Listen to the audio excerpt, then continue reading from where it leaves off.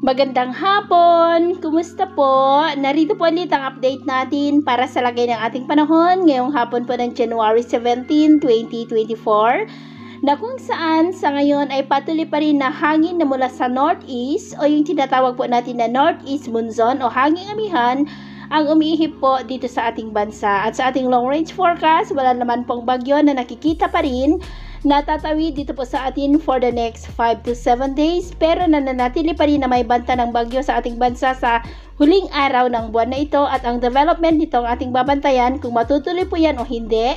At ang unang bagyo ngayong taon ng 2024 ay tatawagin po yan sa local name na Bagyong Agho.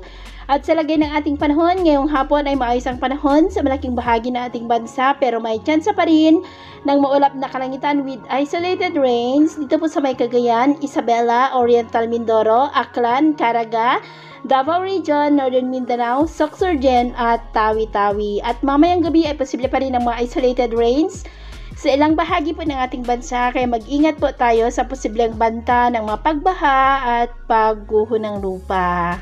At sa atin naman pong mga baybayin, dahil sa amihan ay maalon po sa buong baybayin ng silangan ng ating bansa, maging po sa seaboard ng Cagayan, Ilocos Norte at extreme northern Luzon seaboard. Nang mga alon po ay posibleng aabot hanggang po sa 2.5 to 4 meters height. Kaiwasan muna natin ang papalaot dyan po sa mga may kulay pula para mas makaiwas sa mga sakunang pangkaragatan. So, yun po ang latest update natin sa araw na ito.